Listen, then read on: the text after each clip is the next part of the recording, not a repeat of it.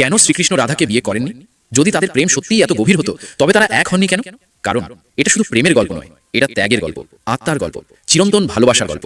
বৃন্দাবন আজও যেখানে বাতাসে ভেসে আসে বাঁশির অসমাপ্ত সুর, যেখানে যমুনার ঢেউ আজও কারো প্রতীক্ষায় কাঁপে, সেইখানেই একদিন এক সাধারণ গোপালিনীর রাধার চোখ পড়ল এক দুষ্টু গোপাল বালকের ওপর।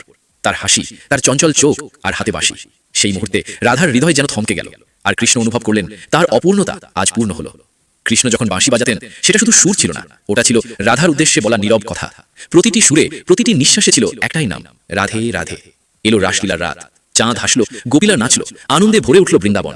কিন্তু কৃষ্ণের দৃষ্টি থেমে থাকতো শুধু একজনের উপর, রাধা। কিন্তু এই প্রেম সহজ ছিল না। কৃষ্ণ জানতেন এই প্রেম দেহের নয়, আত্মার। হঠাৎ একদিন এলো অক্রূরের বার্তা, মথুরা থেকে ডাক এসেছে। সারা বৃন্দাবন শোকে ভেঙে পড়ল। যমুনার তীরে কৃষ্ণ চুপ করে দাঁড়িয়ে, হাতে বাঁশি। রাধা এলেন, চোখ ভরা জল নিয়ে বললেন, কানহা তুমি যাও, কিন্তু একটা কথা দাও, আমাকে ভুলবে না তো?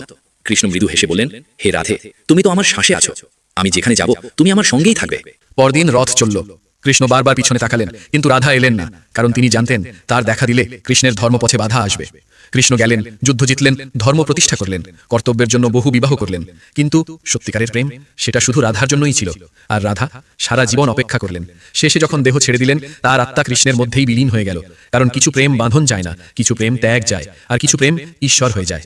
রাধা কৃষ্ণের প্রেম কখনো অসম্পূর্ণ ছিল না, সে ছিল অনন্ত, অমর আর আজও জীবন্ত।